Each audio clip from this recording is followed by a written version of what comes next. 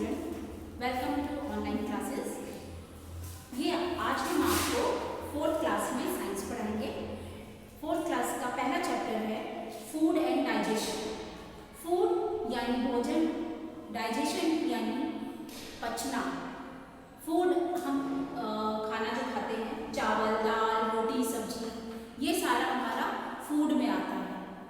और जो हम फूड को खाते हैं, भोजन जो हम खाते हैं, जो हमारे पेट में जाता है, वो जो डाइजेस्ट होता है, पचता है, उसको हम लोग कहते हैं digestion. We all need food to survive. ये हमको पता है, हम सभी को भोजन की आवश्यकता पड़ती है। खाने के लिए, जिंदा रहने के लिए हमें भोजन की आवश्यकता पड़ती है।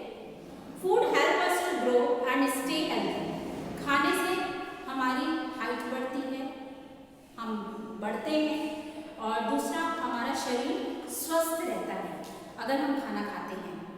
It gives us energy to work and play. और ये हमें ताकत देती है ताकि हम कोई भी काम कर सकें या खेल सकें। जो बच्चे खाना नहीं खाते हैं उनका शरीर बहुत कमज़ोर होता है, वो कोई भी काम नहीं कर पाते हैं, ना तो वो पढ़ने का काम कर पाते हैं, ना तो कोई काम का खेलने का काम कर पाते हैं। मतलब यानी कि भोजन हमारे लिए बहुत ज़रूरी है। भोजन की वजह से ही हम लोग जिंदा हैं। We eat wheat, rice, vegetables, fruits and pulses. हम लोग भोजन में चावल, दाल, सब्जियां, फल, ये सारी चीज़ें हम लोग खाते हैं। Some of us eat eggs, meat and fish. और कुछ लोग जो है अंडा, मीट, मछली, ये सब भी खाते हैं। Nutrients. Food contains different substances which provide nourishment to the body. Food जो खाना है अलग अलग चीज़ों के होता है, जैसे मटेरियल्स का होता है। जैसे चावल है तो उससे हमको कार्बोहाइड्रेट मिलता है, दाल है उससे हमें प्रोटीन मिलता है, दूध से हमें कैल्शियम मिलता है, घी तेल से हमें फैट मिलता है। यानी कि कुल मिलाकर के हमारे शरीर को सारे सब्जियों की, फलों की, चावल की, अनाजों की, इन सब की ज़रूरत होती है। They are called nutrients. और ये जो फूड होता है जिसमें चावल, दाल, रोटी, सब्जी, फल, ये सारी चीज़ें जो हैं न्यूट्रिएंट्स कहलाती हैं। The important nutrients are protein, carbohydrates, fats, vitamins and minerals. और सबसे ज़्यादा इम्पॉर्टेंट न्यूट्रिएंट्स किसके अंतर्गत आता है? आपका protein, carbohydrate, fats, vitamins and minerals. यानी कि अधिकतर जो भोजन हम खाते हैं, चाहे जैसे चावल हो गया, दाल हो गया, सब्जी हो गई, रोटी हो गई, ये सारी चीज़ों में कुछ चीज़ों में, जैसे दाल, हमको दाल में प्रोटीन मिलता है, चावल में कार्बोहाइड्रेट मिलता है, फैट में तेल या मक्खन से मिलता है, विटामिन्स हमें जितनी है सब्जियों से मिलती हैं। मतलब ये सारी चीज़ें जो हमारे न्यूट्रिएंट्स के अंतर्गत आते हैं, और ये सारी चीज़ें हमारी बॉडी को बहुत ज़रूरत है एक स्वस्थ बॉडी के लिए। Rough and water are also the part of the food. पानी भी हमारे लिए बहुत ज़रूरी है, क्योंकि जो हम भोजन खाते हैं वो ठोस होता है। अगर हम पानी पीते हैं तो वो तरल पदार्थ होता है जो हमारे शरीर में जाता है। यानी कि हमारे शरीर में भोजन के साथ साथ पानी की भी आवश्यकता होती है। पहला है कार्बोहाइड्रेट्स। अब कार्बोहाइड्रेट्स किसे कहते हैं ये हम आपको बताएंगे। Carbohydrates give energy to the body. Carbohydrate से हमारे शरीर को एनर्जी मिलती है, ताकत मिलती है। Growing children and sports person need a good quantity of carbohydrates. जो बच्चे खेल कूद में आगे बढ़ते हैं, खेल कूद में आगे बढ़ना चाहते हैं, स्पोर्ट्समैन बनना चाहते हैं, उनको कार्बोहाइड्रेट्स की बहुत ज़रूरत होती है। या जो बच्चे छोटे होते हैं, बढ़ते हैं, उनके बॉडी में भी कार्बोहाइड्रेट्स की बहुत ज़रूरत होती है। People who do a lot of physical work such as labours needs more carbohydrates. जो लोग फिजिकल वर्क यानी कि मेहनत, बड़ी मेहनत वाला काम करते हैं, जैसे आप देखिएगा मजदूर हो गए, ये सारे जो लोग हैं, बिल्डिंग्स वगैरह बनाने वाले मजदूर हो गए, मजदूरी करते इंडस्ट्री में काम करने वाले मजदूर हो गए, उनको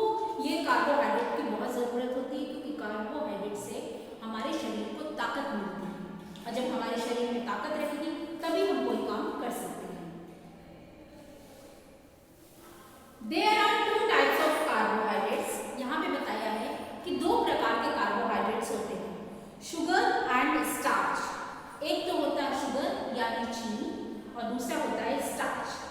food such as rice, wheat, corn and potatoes are rich in starch। यानी कि भोजन में चावल हो गया, गेहूं हो गया, मक्का हो गया, आलू हो गया, इसमें अधिक मात्रा में स्टार्च पाया जाता है। अब आप समझेंगे स्टार्च किसे कहते हैं। जैसे आप चावल बनाते हैं तो उसका जो माड़ निकालते हैं, ये जो माड़ हमारा क्या होता है, इसकी वो हमारा स्टार्च होता है। तो इससे हमको पता चलता है ये स्टार्च है। अब आलू है, आप आलू को काटोगे, अगर हाथ से वो करोगे उसमें थोड़ा सा व्हाइट व्हाइट आपको नजर आएगा, तो वो हमारा क्या हो गया, स्टार्च हो गया। तो ये जो स्टार्च है ये कार्बोहाइड्रेट का एक पार्ट है जो हमारी बॉडी के लिए बहुत ही जरूरी है। They take a little long to digest than sugars. और ये थोड़ा सा समय लगता है उसको डाइजेस्ट होने के लिए।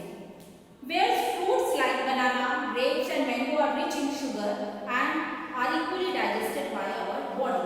अब इसमें क्या होता है, जैसे फ्रूट्स में आम हो गया, केला है, अंगूर है, ये सारे में भी कार्बोहाइड्रेट्स होता है, लेकिन कार्बोहाइड्रेट्स के साथ साथ इसमें शुगर भी मिला होता है, चीनी भी मिली होती है। तो क्योंकि चीनी होती है, प्राकृतिक चीनी होती है, जिसकी वजह से ये मीठा लगता है। आप देखिएगा जैसे हम चावल खा रहे हैं, रोटी खा रहे हैं, रोटी बहुत देर तक आप चबाएंगे, देखेंगे रोटी हमारी मीठी लगने लगती है। तो इसका मतलब क्या हुआ, उसमें शुगर भी है और स्टार्च की मात्रा भी, यानी कि दोनों चीजें हैं। लेकिन इसमें पहला बताया है कि जो व्हीट, कॉर्न एंड पोटैटो जो है इसमें खाली केवल स्टार्च की मात्रा और अधिक पाई जाती है। और ये जो फ्रूट्स वगैरह है इसमें क्या है, अधिक मात्रा चीनी की भी होती है। यानी कि दोनों चीज़ों में कार्बोहाइड्रेट पाया जाता है, लेकिन चीनी की मात्रा जो है फ्रूट्स में ज़्यादा होती है और भोजन में जैसे व्हीट है, इन सब में हमारी चीनी की मात्रा कम होती है। Fats provide us with twice as much energy as carbohydrates. अब फैट से क्या होता है, ये तेल वगैरह चीजें होती हैं, इससे भी हमको कार्बोहाइड्रेट्स मिलता है, लेकिन कार्बोहाइड्रेट्स की वजह से हमारे मतलब बॉडी में ताकत भी आती है। We can store extra fats in our body to be used later. Butter, ghee and nuts are rich source of fat. Fat and carbohydrates are called energy giving foods.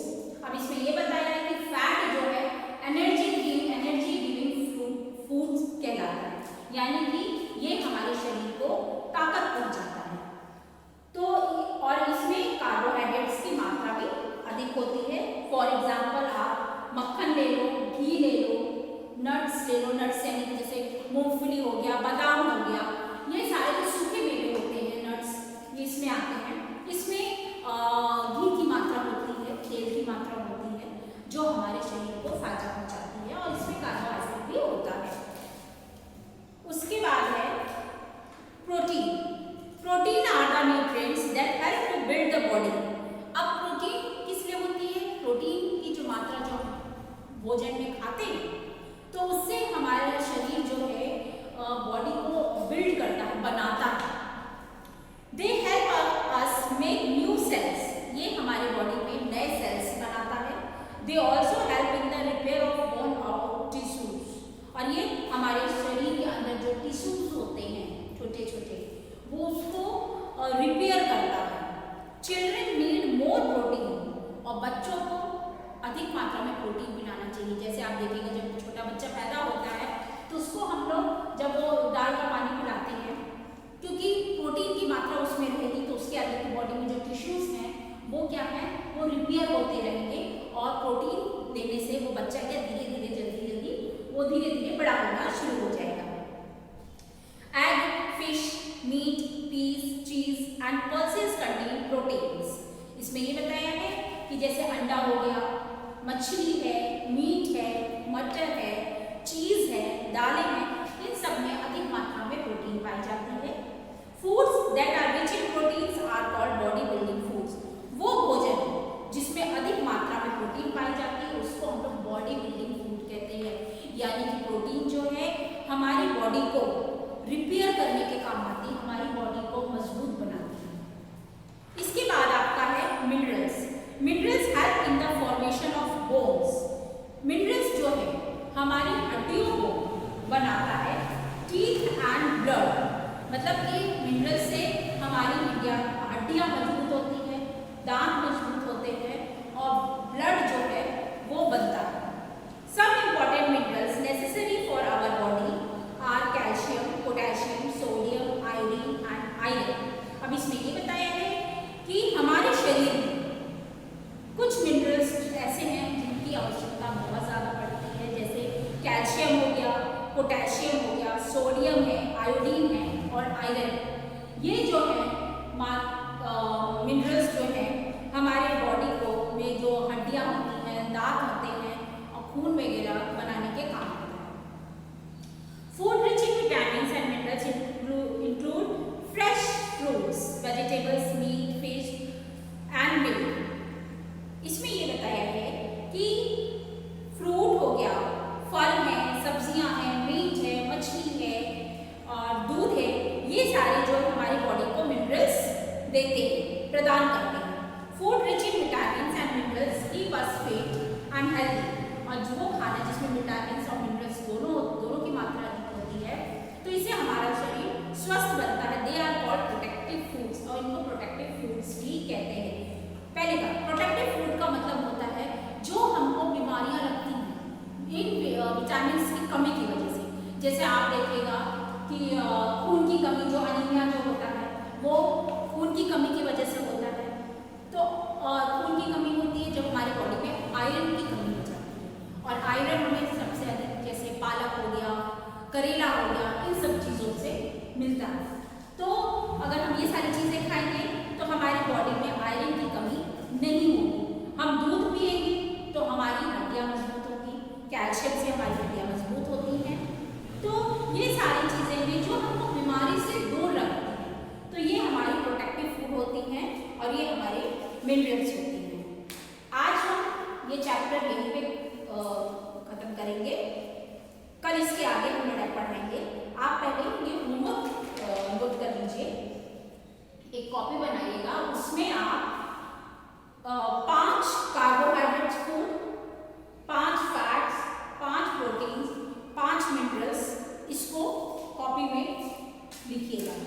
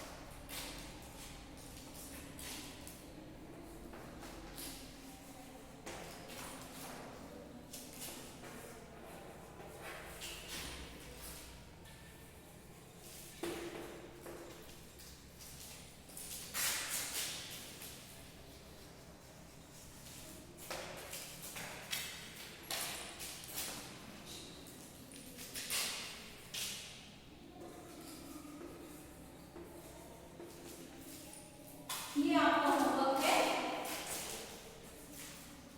Right 5 food item of each. ये जो हमने नाम लिखा है carbohydrate, fats, proteins और minerals, इन सारे चीजों के 5-5 आप नाम लिख लेंगे। जैसे कार्बोहाइड्रेट के 5 फूड कौन से हो गए, जैसे व्हीट हो गया, राइस हो गया, इस तरीके से हो गए। इसी तरीके से आप फैट्स का लिखेंगे, इसी तरीके से आप प्रोटीन के 5 लिखेंगे, इसी तरीके से आप मिनरल्स के 5 लिखेंगे। आप एक साइंस की कॉपी बनाइएगा और उसमें ये होमवर्क आप करिएगा। Right 5 food items. आज आपका ये चैप्टर यही खत्म होता है। कल आगे हम